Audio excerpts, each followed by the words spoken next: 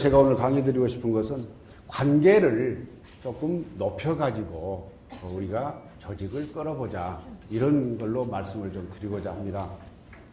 그래서 관계라고 하면은 가정에서 남편과 아내와 자녀들 간의 관계도 있고, 또는 직장에서 과장이면 과장과 과원들 간의 관계, 과장과 국장과의 관계도 있을 수가 있고, 또 사회적으로 하다못해 개 모임에서도 관계가 있을 수가 있고, 그래서 우리는 모두가 알게 모르게 자기가 지도자의 위치에 있다는 거죠. 그래서 모두가 지도자의 위치에 있는데, 이 리더십이라는 걸 용어를 보니까 어떤 그 조직의 목표로 구성원들을 끌고 가는 하나의 능력, 그런다고 하면은 가정에서는 우리가 가와 만사성 하듯이 가정의 평화와 행복, 이걸 끌고 가는 목적이라고 볼 수가 있을 것이고, 조직에서는 어떻게 하면 성과를 내게 할 것이냐, 이걸 목적이라고 본다면은 그런 것을 달성하는데 어떻게 할 거냐, 이게 많이 일종의 변화죠. 그래서 변화를 일으키는데 우리가 통상적으로 한번 변화를 해보자. 우리 김성태 이사장님은 사회혁신, 이걸 이제 새로 주장을 하시는데, 이 사회적으로, 가정적으로, 직장적으로 어떤 변화를 하는데 가장 먼저 생각을 한번 변화시켜보자. 거기서 저는 출발하자고 이야기를 합니다. 그래서 생각을 변화시켜가지고 두 번째로 마음을 변화시키고, 그런 다음에 행동으로 변화가 갖는 게 맞지 않느냐.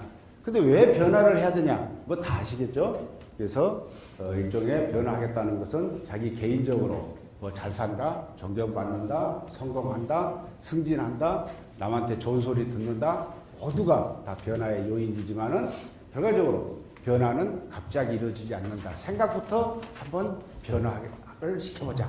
여기서 출발을 하고자 합니다. 네, 다음요.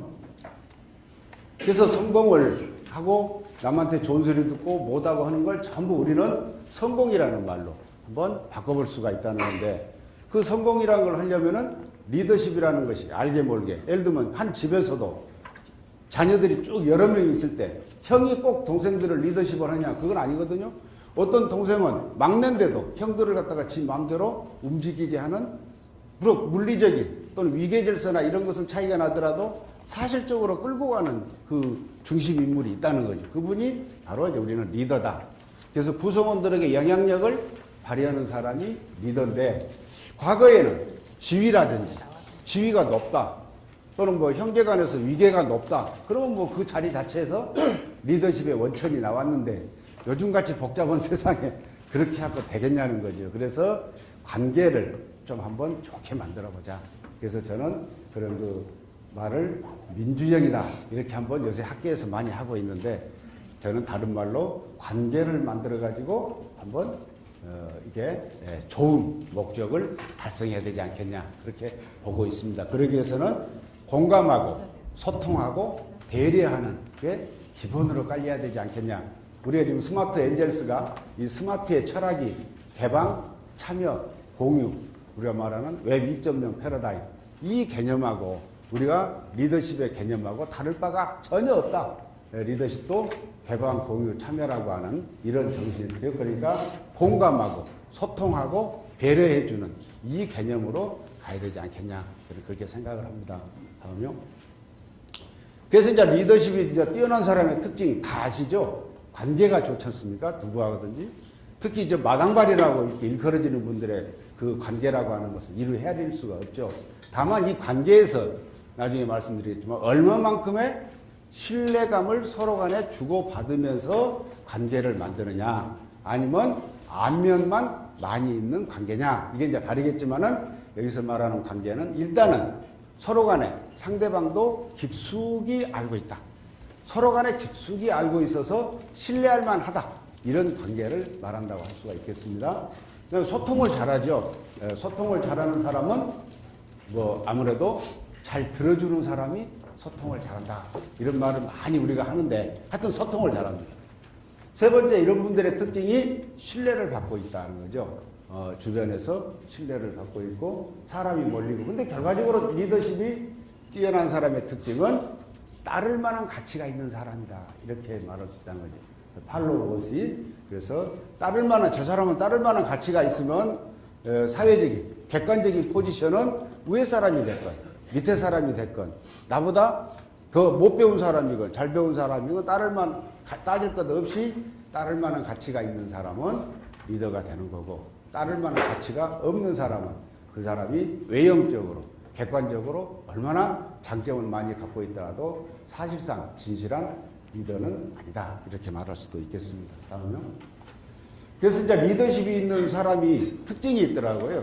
많은 사람들의 연구 뭐 이런 거 다 종합해 보니까 리더십 있는 리더라면은 첫째, 구성원들에게 뭔가 우리 조직이 얼마 지나면 이런 게 될 것이다라는 꿈과 비전을 준다는 거죠. 그러니까 가정에서 아빠나 엄마도 자녀들에게 꿈과 비전을 주는 것이고, 직장에서 과장도 나하고 같이 일하면은 일정한 시간 후에는 여러분들은 이런 단계가 돼 있을 거다라든지, 하여튼 뭔가 꿈과 비전을 주고, 그 다음에 그 구성원들을 뭔가 해보게 만들어준다는 거죠.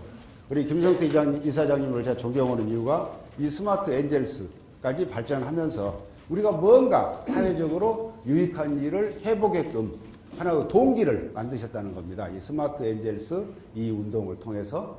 그래서 이제 하다 보니까 지방에도 지혜가 생기고 전국적으로 네트워크 되면은 정말로 우리가 지금 제 주제가 사랑입니다만은 사랑이 충만한 그런 관계, 거버넌스, 이게 전국적으로 만들어진다면은 훨씬 우리가 멋있고 아름다운 사회가 될 것 아닌가. 그래서 동기고요.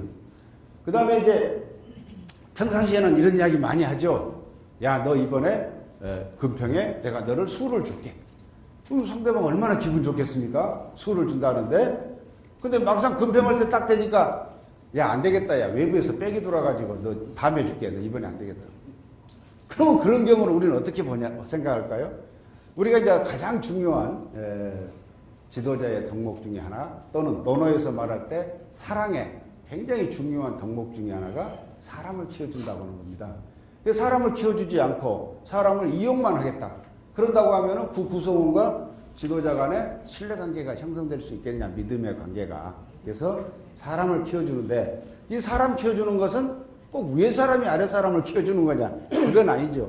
아래 사람도 위에 사람을 얼마든지 키워주지 않습니까? 그래서 이제 사랑이 많아지면은 뭐 좋은 점이 많답니다.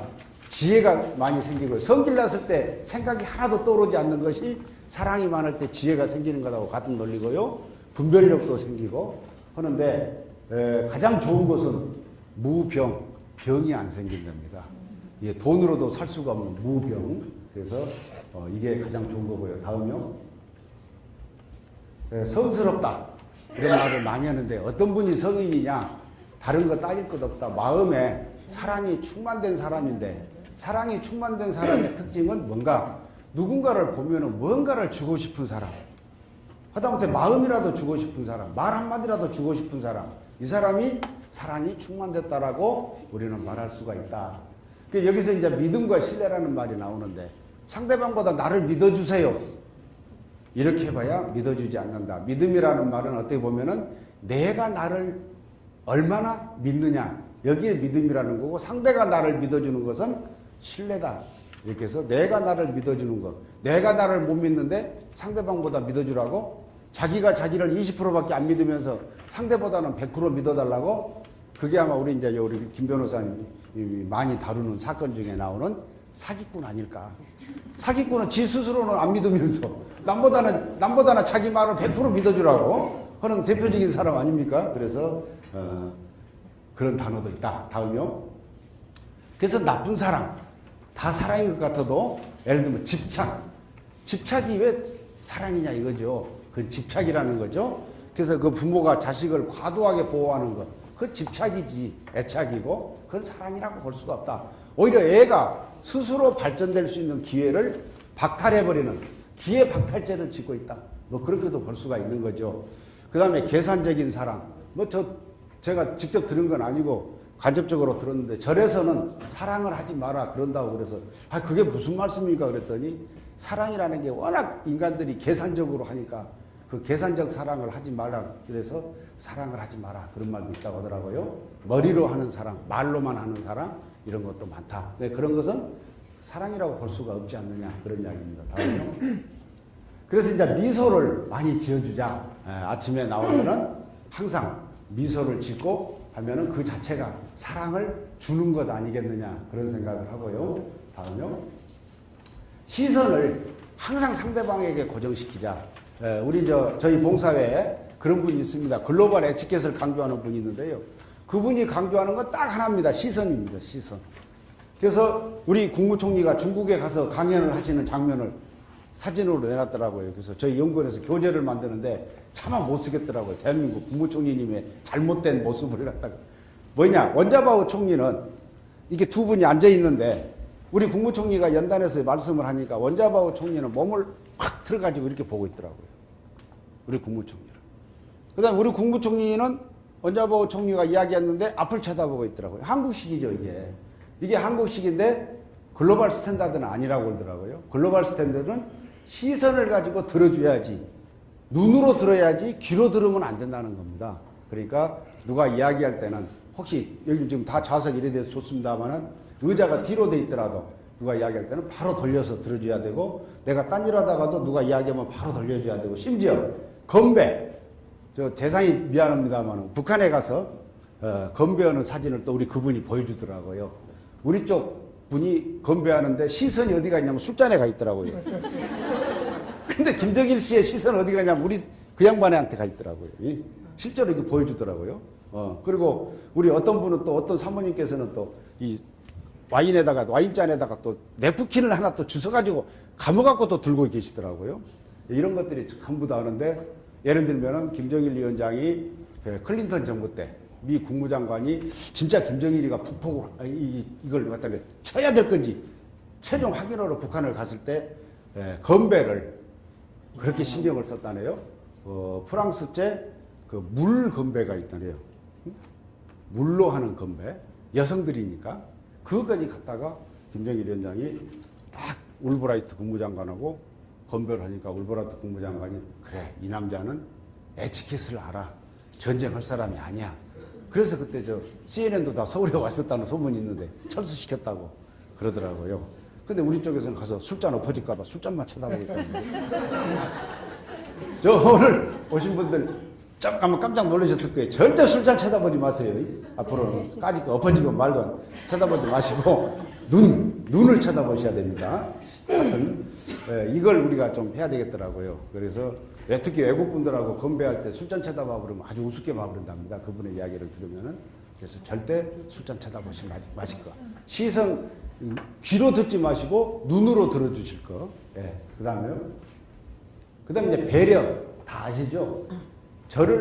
자기를 높여버리면은 상대가 올라가지를 않습니다. 나를 낮춰야 상대가 올라갑니다. 그래서 하여튼 뭔가 배려라는 것은 뭐 다 하시고 계시겠지만 나를 낮춘다.